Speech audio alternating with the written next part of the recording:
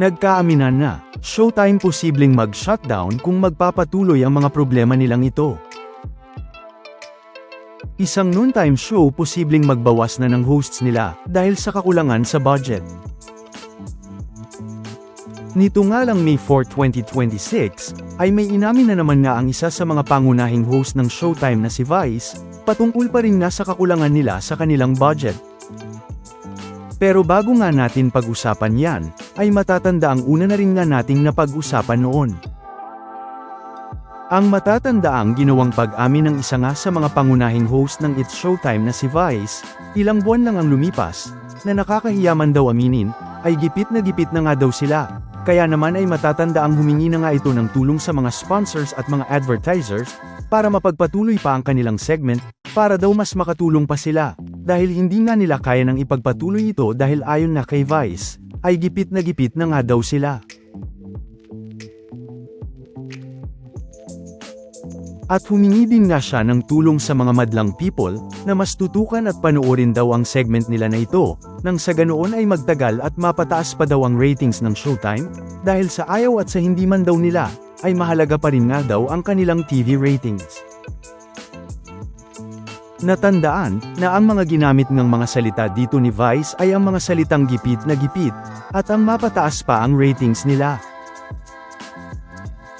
Kaya naman, ay umani nga ito ng iba't ibang mga reaksyon mula sa mga netizens.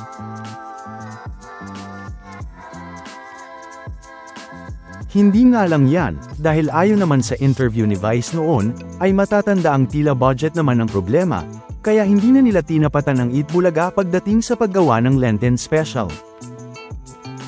Pero, nito nga lang May 4, 2026, ay nag-post naman nga si Vice sa Twitter X, patungkol pa rin naman nga sa kakulangan pa rin nila sa budget. Na makikita nga ang post na ito ni Vice sa X, at mababasa ngang, alam kong di nyo masyado bet ang taas ng kamay part sa You Got the Lyric. Di ko din bet yon. Pagpasensyahan nyo na po ang kakulangan namin ngayon sa budget. Bawi kami pag nakaluwag-luwag. Sa patawa na lang muna kami babawi. Na ayon nga dito, ay mukhang may kakulangan pa rin nga sila ngayon sa budget, gaya din nga ng paghingi ng tulong noon ni Vice sa mga sponsors at mga advertisers, dahil gipit na nga daw sila.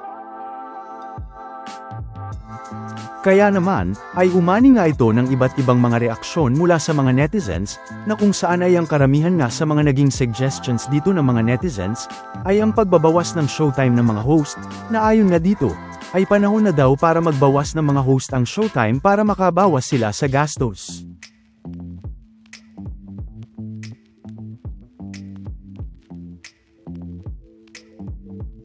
Na mababasa din naman yan sa isang article mula ABS-CBN mismo, na mababasa nga dito ang headline na, Vice Ganda admits budget constraints in its Showtime segment, bawi kami pag nakaluwag-luwag.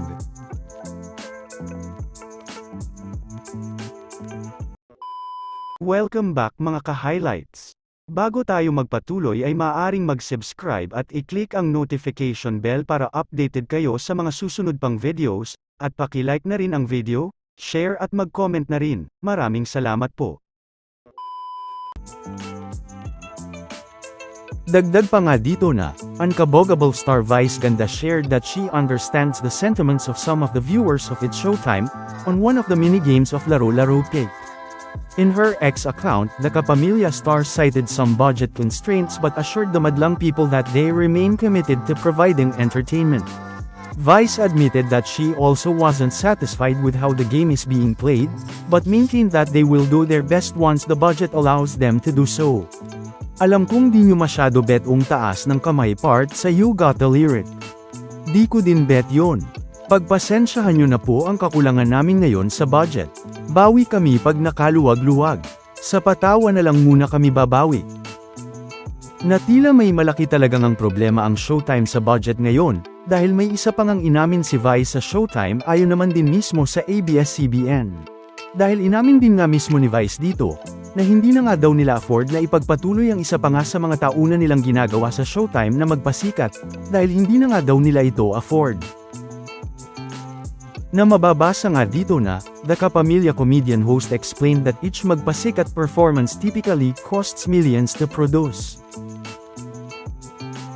Every year po kasi kapag nagpapasikat kami, we spend like a minimum of 6 million pesos per production number. Yun po ang katotohanan dun, dahil hindi naman tinitipid yung mga gusto naming production number na gusto naming ikaaliw ninyo, nakakapupulutan ninyo ng magandang inspirasyon. Yun talagang mawiwindang kayo, yung mga first time on Philippine television. Kasi ang taas na ng standard na nagawa ng Showtime ng lahat, ng staff, ng prod, ng mga hosts. Ang taas-taas na rin ang standard ninyo madlang people, so as much as possible kahit na hirap na po kami, hindi sa sinusumbat namin, real talk lang tayo, he said. Vice admitted that the show can no longer afford that scale of production. I'm sure alam nyo naman yun kung gaano naging kahirap sa ating lahat, na itaguyod itong programa to sa mga nakalipas na taon. We have been trying our very best pero naisip namin every year, per day, per prod, minimum of 6 million pesos. Minsan umaabot ng 10 million pesos, so kung susumahin mo yan sa isang linggo, para sa isang linggo lang na selebrasyon, magkano yung ginagastos namin, he pointed out. He went on, dati ang saya kasi afford namin. Right now, unfortunately and realistically, we can't afford that anymore, and I'm sure you understand and you know why. Na kung titignan nga, ay kay Vice na nga mismo nang galing na hindi na nga nila kayang ipagpatuloy ang ilan nga nilang segment, wala ng budget para gumawa ng Lenten special dahil nakalaan daw ito sa ibang mga bagay, at hindi na rin nga daw nila afford na ipagpatuloy pa ang taunan nga nilang ginagawa sa Showtime na magpasikat, dahil hindi na nga daw nila ito afford dahil sa laki ng gastos nila, na umaabot nga daw ng 6 million pesos, at minsan umaabot pa nga daw ng 10 million pesos. At ang pinakabagong ang pag-amin ni Vice sa kakulangan pa rin daw nila ng budget, nito lang Lunes May 4, 2026. Natandaan, na yan nga mismo ay nanggaling kay Vice at sa mga articles mula mismo sa inilabas na articles ng ABS-CBN.